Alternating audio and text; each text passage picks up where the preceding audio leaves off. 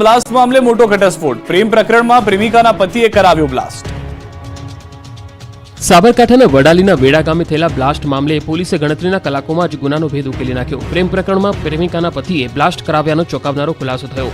પ્રેમ પ્રકરણમાં પ્રેમિકાના પતિએ પ્રેમીને ખતમ કરવા બોક્સમાં એમોનિયમ નાઇટ્રેટ અને ડિટોનેટર ભરીને પાર્સલ મોકલાવ્યું. પ્રેમિકાના પતિએ રાજસ્થાનથી ખરીદાયેલ ડેટોનેટરને ટેપ રેકોર્ડરમાં ફિટ કરીને મૃતકના ઘરે મોકલ્યું હતું. આ સમગ્ર ઘટનાને અંજામ આપનાર આરોપીને પોલીસે દબોચી લીધો છે. જીતેન્દ્ર વણજારાને મોતને ઘાટ ઉતારવા માટે સુનિયોજિત કાવતરું ઘડવામાં આવ્યું અને તે અન્ય કોઈએ નહીં પરંતુ જીતેન્દ્ર જેની પત્નીને પ્રેમ કરતો હતો તેના જ પતિએ ઘડ્યું હોવાનું બહાર આવ્યું. પોલીસે પાર્સલ લાવનાર રિક્ષા ચાલક અને તેને પાર્સલ આપનાર જયંતિ વણજારાની કડક પૂછપરછ કરી અને જયંતિએ એક તરફ ચૂંટણીનો ગરમાવો જોવા મળી રહ્યો છે અને બીજી તરફ ભીષણ ગરમી. મતદાનના દિવસે પણ કાળઝાળ ગરમી રહેવાની હવામાન વિભાગની આગાહી. આગોગતી ગરમી માટે તૈયાર રહેજો. 2 દિવસ બાદ રાજ્યમાં હીટવેવની આગાહી. 5 થી 7 મેના દિવસોમાં ભીષણ ગરમી પડશે.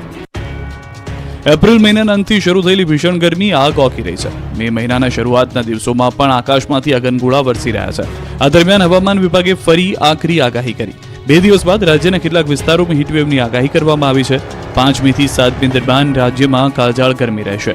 ગુજરાતમાં 7 મેના રોજ લોકસભાની ચૂંટણીનું મતદાન છે અને મતદાનના દિવસે પણ ભીષણ ગરમીની આગાહી છે.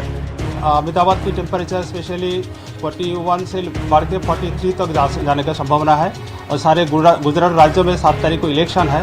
उस दिन भी मतलब तापमान अधिक ज़्यादा रहने का संभावना है. 7મી તારીખે અમદાવાદનું તાપમાન 43 ડિગ્રી સુધી જવાની શક્યતા છે, જ્યારે આખા ગુજરાતમાં પણ તાપમાન વધારે રહી શકે છે. દરિયાકાંઠાના વિસ્તારમાં પોરબંદર, ગીર સોમનાથ અને ભાવનગરમાં યલો એલર્ટ આપવામાં આવ્યું છે. एंड जो कोस्टल एरियाज है, कोस्टल एरियाज के लिए सौराष्ट्र को एंड जो साउथ गुजरात रीजन के कोस्टल एरियाज है उसमें भी हॉट एंड ह्यूमिड वेदर की संभावना है. Kutch district, Porbandar, Gir Somnath and Bhavnagar district. પાર્સલમાં બ્લાસ્ટ મામલે મોટો ઘટસ્ફોટ. પ્રેમ પ્રકરણમાં પ્રેમિકાના પતિએ કરાવ્યો બ્લાસ્ટ. સાબરકાંઠાના વડાલીના વેડા ગામે થયેલા બ્લાસ્ટ મામલે પોલીસે ગણતરીના કલાકોમાં જ ગુનાનો ભેદ ઉકેલી નાખ્યો. પ્રેમ પ્રકરણમાં પ્રેમિકાના પતિએ બ્લાસ્ટ કરાવ્યાનો ચોંકાવનારો ખુલાસો થયો.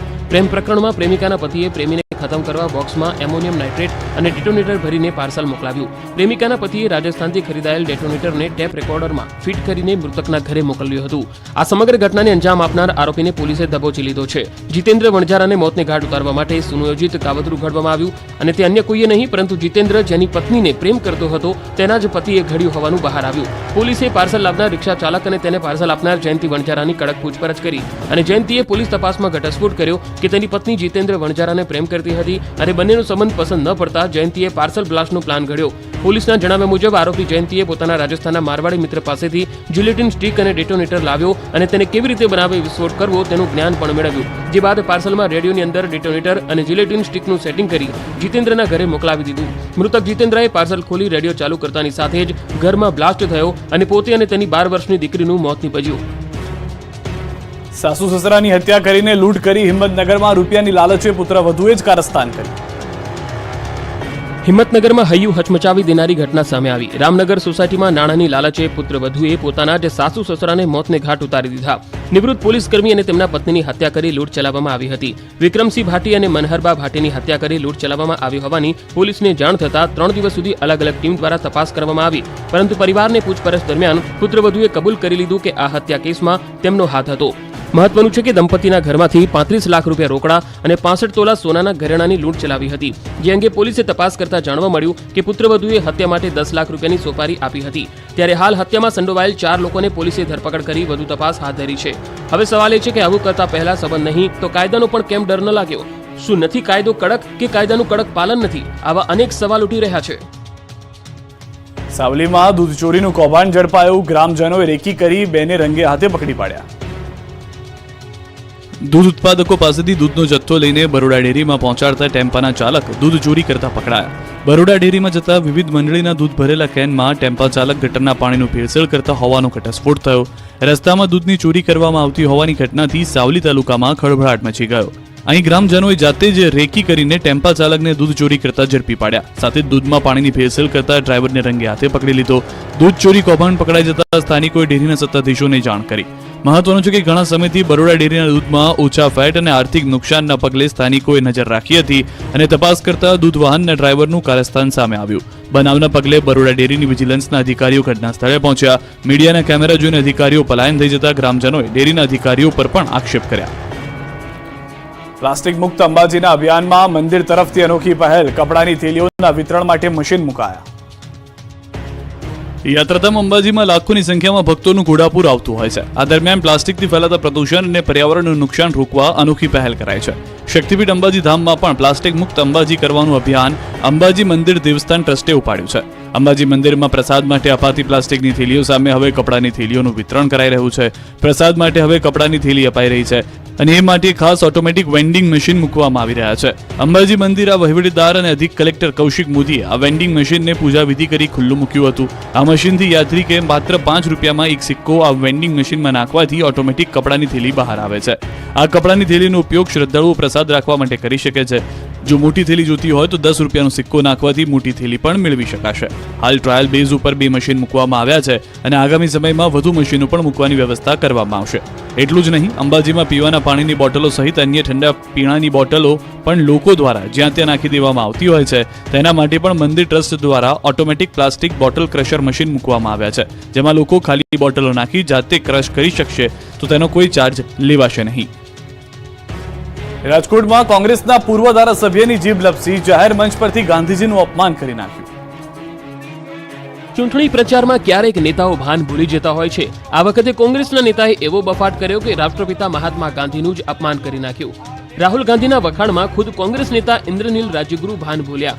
જાહેર મંચથી કોંગ્રેસ નેતાએ મહાત્મા ગાંધી વિશે આવું કહી નાખ્યું. આવતા દિવસોમાં મારા શબ્દો લખવા હોય તો લખી લેજો. આ દેશમાં બીજો ગાંધી પાકશે તો એ રાહુલ ગાંધી હશે. એક સચ્ચાઈના રસ્તે. રાજકોટમાં પરેશ ધાનાણીના પ્રચાર દરમિયાન રાજ્યગુરુએ આ બફાટ કર્યો. એટલું જ નહીં, રાહુલ ગાંધીના વખાણ કરવા જતા રાજ્યગુરુએ કહ્યું કે જેમને પપ્પુ ઠેરવવાનો પ્રયાસ કર્યો અને તેમના માટે અબજો કરોડો રૂપિયા વાપર્યા, એ અથાગ લઈને લડ્યા અને દેશ સ્વીકારે છે, માણસ બરાબર છે.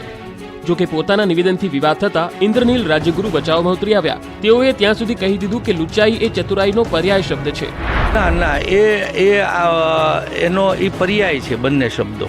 ગાંધીજીના ગુણ ફરીથી રાહુલજીમાં જોવા મળી રહ્યા છે, એ વાત મારી એના ઉપર હું કાયમ છું. ભાજપના દિગ્ગજો ચૂંટણી જંગમાં ઉતર્યા. જેપી નડ્ડાએ દાહોદમાં સભા ગજવી. નડ્ડાએ વિરોધીઓને રામ વિરોધી ગણાવ્યા. દાહોદ ખાતે વિજય સંકલ્પ સભાને સંબોધવા માટે ભાજપના રાષ્ટ્રીય અધ્યક્ષ જેપી નડ્ડા આવી પહોંચ્યા. કમલન નજીક આવેલા ગ્રાઉન્ડ ખાતે જેપી નડ્ડાએ જાહેર સભાને સંબોધી. દાહોદ લોકસભા ભાજપના ઉમેદવાર જશવંતસિંહ ભાભોરના પ્રચાર માટે આજે રાષ્ટ્રીય અધ્યક્ષ આવ્યા હતા, જ્યાં તેઓએ વિરોધીઓ પર ખૂબ પ્રહાર કર્યા. સાથે જ તેઓએ વિકસિત ભારતના સંકલ્પને પણ યાદ અપાવ્યું. આ તરફ ભાજપના અન્ય નેતાઓએ પણ દમદાર પ્રચાર કર્યો. નવસારીમાં પાટીલ પ્રચાર મેદાનમાં ઉતર્યા. લોકસભામાં ભવ્ય જીત માટે ભાજપે પ્રચાર અભિયાન તેજ કર્યું. નવસારી લોકસભાના ઉમેદવાર અને પ્રદેશ પ્રમુખ સી આર પાટીલ પણ પ્રચાર પ્રસારના મેદાનમાં જોવા મળ્યા. જલાલપોર અને નવસારીના શહેરી વિસ્તારમાં બાઇક રેલીનું આયોજન કરાયું. 21થી વધુ ગામડાઓમાં સી આર પાટીલના પ્રચંડ પ્રચાર. ચૂંટણીના રંગ દરમિયાન નેતાઓ અલગ અંદાજમાં દેખાતા હોય છે, ત્યારે ડાયરાના તાલે એક નેતાજી નાચતા દેખાયા. દાહોદમાં જેપી નડ્ડાની સભામાં કુબેર ડિંડોર ઠુમકા લેતા નજરે પડ્યા. નડ્ડાની સભામાં શરૂ થાય એ પહેલા જ ડાયરો યોજાયો અને એ દરમિયાન કુબેર ડિંડોર ખૂબ નાચ્યા. ઉમેદવારો મતદારોનું ધ્યાન આકર્ષિત કરવા માટે અવનવા નુસ્ખા વિચારી રહ્યા છે. આ વચ્ચે ભાવનગર લોકસભા બેઠક પરના ભાજપ ઉમેદવાર નીમુ બાંભણિયા હીરા ખસતા દેખાયા. નીમુબેન ચૂંટણીના અંતિમ દિવસોમાં પ્રચારમાં લાગ્યા. નીમુબેન દેવભાગ વિસ્તારમાં હીરાના કારખાનામાં પ્રચાર માટે પહોંચ્યા. ત્યાં રત્ન કલાકાર બહેનોની સાથે હીરા ઘસવા બેસી ગયા. આ તરફ અમરેલી બેઠકના ભાજપ ઉમેદવાર ભરત સુતરિયા જોરશોરથી પ્રચાર કરતા જોવા મળ્યા. જામકા, માંડણ, વિસળિયા સહિતના ગામોમાં સભા કરીને લોકોને મતદાનની અપીલ કરી. ગામડે ગામડે લોકસંપર્ક કરી લોકોને જંગી બહુમતીથી જીત અપાવવાની હાંકલ કરી. મતદાનના દિવસે પ્રધાનમંત્રી આવશે અમદાવાદ. રાણીપમાં પીએમ કરશે મતદાન. ગુજરાતમાં ત્રીજા તબક્કામાં લોકસભા ચૂંટણી યોજાવાની છે. 7મી મેના રોજ ગુજરાતભરમાં મતદાન થવાનું છે, જેમાં મતદાન કરવા પીએમ મોદી ગુજરાત આવશે. અમદાવાદના રાણીપમાં આવેલા નિશાન વિદ્યાલય પોલિંગ બૂથમાં સવારે 7:30 વાગે પીએમ પોતાના મતાધિકારનો ઉપયોગ કરશે. હાલમાં જ પ્રધાનમંત્રીએ પહેલી અને બીજી મેના રોજ ગુજરાતના અનેક વિસ્તારમાં ઝંઝાવાતી પ્રચાર કર્યો હતો અને હવે તેઓ મતદાનના દિવસે ફરી ગુજરાત આવશે. પીએમના આગમનને લઈને તૈયારીઓ પૂરજોશમાં કરવામાં આવી છે. હવે ગુજરાતમાં મતદાનને માત્ર ગણતરીના જ દિવસો બાકી છે, ત્યારે ગુજરાત આખું મતદાનના દિવસની રાહ જોઈ રહ્યું છે. અહીં અમદાવાદની જનતા સાથે ખુદ દેશના પ્રધાનમંત્રી મતદાન કરવા પહોંચશે. આ તરફ કોંગ્રેસે પણ પ્રચારના ગિયર બદલ્યા. બનાસકાંઠા, આણંદ અને રાજપીપળામાં જોરશોરથી પ્રચાર કર્યો. બનાસકાંઠામાં ચૂંટણી પ્રચારનો આક્રમક જંગ જામ્યો. બનાસકાંઠામાં લોકસભાની ચૂંટણીના અંતિમ દિવસોમાં ભાજપ કોંગ્રેસનું જોર લગાવી રહી છે. ધાનેરામાં ભાજપના રોડ શો બાદ કોંગ્રેસે પણ ધાનેરા શહેરમાં રોડ શો યોજી શક્તિ પ્રદર્શન કર્યું. કોંગ્રેસ લોકસભા ઉમેદવાર ગેનીબેન ઠાકોરે ધાનેરા વિધાનસભા ક્ષેત્રમાં ભવ્ય રોડ શો યોજી મતદારો પાસે મત માંગ્યા. ગેનીબેનના રોડ શોમાં પૂર્વ ધારાસભ્ય નાથાભાઈ પટેલ સહિત અનેક કોંગ્રેસના આગેવાનો પણ મોટી સંખ્યામાં જોડાયા. કાર્યકરોએ બાઇક અને પગપાળા વિશાળ રેલી કાઢી હતી. ગેનીબેન ઠાકોરે વિવિધ ચોકમાં પ્રતિમાઓને ફૂલહાર પણ કરી આશીર્વાદ મેળવ્યા હતા. લોકસભાની ચૂંટણી નજીક આવતા જ રાજકીય પક્ષો મતદાતાઓને મનાવવા મેદાને ઉતર્યા છે. ત્યારે કોંગ્રેસના ઉમેદવાર અમિત ચાવડા પણ આણંદમાં કરમસદથી ચૂંટણી પ્રચાર કરી રહ્યા છે. સરદાર સાહેબની પ્રતિમાને હાર પહેરાવી પ્રચારની શરૂઆત કરી હતી. અમિત ચાવડાના સમર્થનમાં યોજાયેલી બાઇક રેલીમાં મોટી સંખ્યામાં સમર્થકો જોડાયા. ગુજરાતની છોટાઉદેપુર લોકસભા બેઠકના સમાવિષ્ટ નર્મદા જિલ્લાના રાજપીપળામાં કોંગ્રેસના ઉમેદવાર સુખરામ રાઠવાએ પ્રચાર કર્યો. સુખરામ રાઠવાએ રાજપીપળાના ગાંધી ચોક ખાતે ભવ્ય રોડ શો કર્યો હતો. સાથે જ ભાજપ પર શાબ્દિક પ્રહાર કરી છોટાઉદેપુર બેઠક પર કોંગ્રેસની જીતનો વિશ્વાસ વ્યક્ત કર્યો. મતદાન નજીક આવતા જ ઉમેદવારોએ દિવસ રાત પ્રચાર શરૂ કર્યો. ભાજપમાં ચૂંટણીનો ધમધમાટ. લોકસભાની ચૂંટણીના ત્રીજા તબક્કાનો અંતિમ સમય ચાલી રહ્યો છે, ત્યારે 7મી મેના રોજ ચૂંટણી થશે. ત્યારે હવે ચૂંટણી પ્રચારને ગણતરીના જ દિવસો બાકી છે, જેને લઈ રાજકીય પાર્ટીઓ છેલ્લા સમયે એડીચોટીનું જોર લગાવી રહી છે. હાલ ઉનાળાના સમયમાં લોકો ગરમીમાં બહાર ન આવતા હવે રાત્રે અને સવારે પ્રચાર શરૂ કર્યો છે. નાંદોદ વિધાનસભામાં છોટાઉદેપુરના લોકસભાના ભાજપના ઉમેદવાર જસુ રાઠવા સવારે 7 વાગ્યાથી પ્રચારમાં લાગ્યા છે. સાથે નર્મદા જિલ્લા ભાજપ પ્રમુખ ઘનશ્યામ પટેલ અને નાંદોદ વિધાનસભાના ધારાસભ્ય ડોક્ટર દર્શના દેશમુખ પણ આ નાંદોદ વિધાનસભામાંથી 1 લાખ કરતાં વધુ લીડ અપાવવા માટે કમર કસી રહ્યા છે. રાજપીપળા સહિત ગામડાઓમાં આદિવાસી મતો લેવા ખાટલા બેઠકો અને જાહેર સભાઓ યોજી રહ્યા છે. ઉપરાંત લોકોના ઘરે ઘરે જઈને ખાટલા અને ફળિયામાં બેઠકો કરી પ્રચાર તેજ કર્યો છે. આ દરમિયાન જિલ્લા ભાજપ પ્રમુખે ચૈત્ર વસાવા પર આકરા પ્રહાર કર્યા. ચૈત્ર વસાવા પર પ્રહાર કરતા જણાવ્યું કે આ મહિનો ચૈત્ર મહિનો ચાલી રહ્યો છે અને 7 તારીખે ચૈત્ર મહિનો પૂર્ણ થઈ રહ્યો છે, એટલે આપનો ચૈત્ર હવે પૂર્ણ થવાનો છે. ભરૂચમાં ભાજપનો ભગવો લહેરાશે.